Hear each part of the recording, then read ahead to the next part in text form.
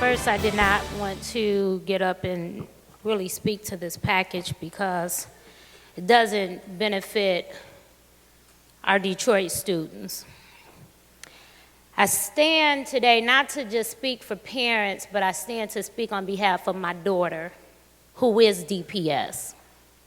I am DPS. And I want this party to know what you are trying to give is destroying DPS.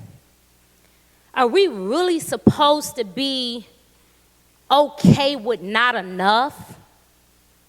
I appreciate the efforts, but I'm here to say with the lack of resources that is presently in our classrooms and how we're trying to make it from day to day and how we're trying to survive, no, I'm not satisfied with just the status quo of not being enough. So therefore, I rise in opposition of every bill you present today because they constitute a clear misappropriation of authority and assault not only on the teachers but on the parents and our system as a whole, which equates to an attack on students. But we care. Whitney Houston had a song out that simply said, "I believe that our children are the future. Teach them well and let them lead the way." How can they lead the way with every day trying to struggle to get textbooks? Since I was in school, toilet paper was always a struggle. Not enough equipment in the classrooms. That's been a struggle for a very long time. But the state comes in and made it no better. But we supposed to be satisfied? I think not. Detroit DPS students are potentially having their future compromised with the prolonged structural damage to the school district due to continuous emergency mismanagement and the possibility of unqualified teachers being placed in the urban classrooms. Ridiculous. I'm not going to even wait to the end part of my speech to say, you can keep attacking DPS, but I declare we're strong and we're going to migrate to your districts because we're going to get A1 education, walking, standing, lying. However, I got to get in an A1 school for my daughter, it's going down, as they will say in the hood.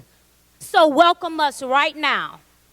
Because what you're giving is not enough, ain't never been enough. You didn't rob, you didn't took. What else do you want? Damn, just ask for blood. The district was $100 million in surplus when the state intervened in its financial affairs. But wow, we in a huge deficit that don't even meet the minimum requirements. Your struggle is not my struggle. I can't even get proper sports programs in the school because there's not enough resources. There's not enough bread. There's not enough money to go around because everybody got their hand in the cookie jar. DPS teachers have made sacrifices by loaning, and I know you done heard it over and over again, loaning their hard-earned money to the district at the times to keep it afloat. And that money has yet to be returned. Why not? I gave it to you, give it back. But the attacks on Detroit teachers didn't stop there. These bills allow districts to employ uncertified teachers in our urban classrooms. We don't need that. We need people that can understand where we come from. We need certifications.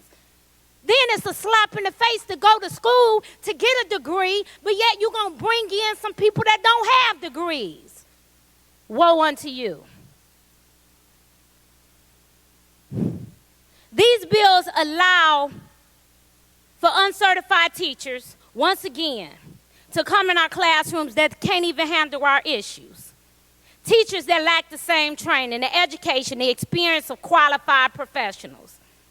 This is insulting and irresponsible.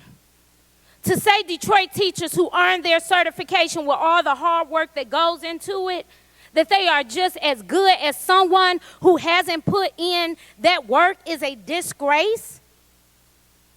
You need to ask yourself when you go to bed tonight, I hope you sleep real good, because I'm offended as a mother.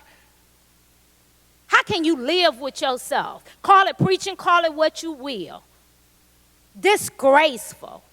Your kid have a silver spoon, but me as a legislator still struggle with public education.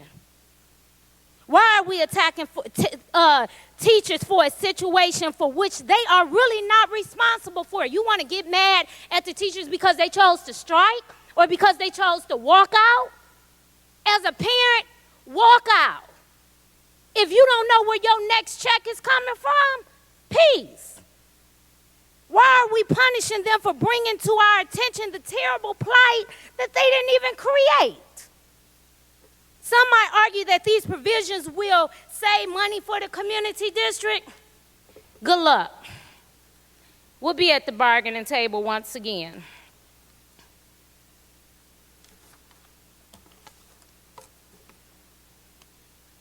Everything has a price. Today that price, can't speak for all the children, it was my daughter.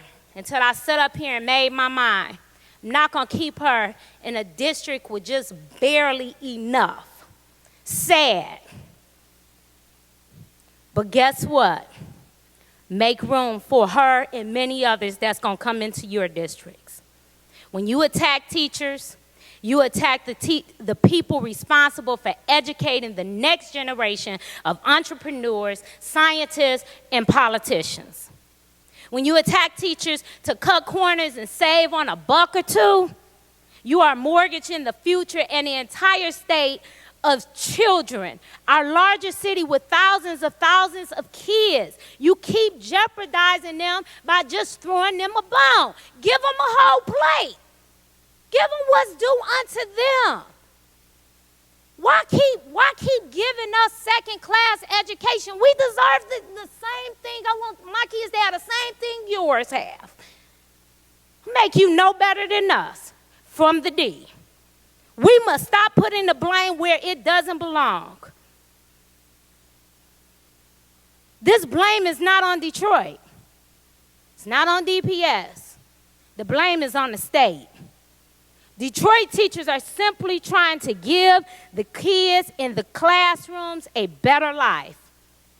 I wish I could say the same thing for the supporters of these bills. I know I will urge a no vote. What point is it going to make?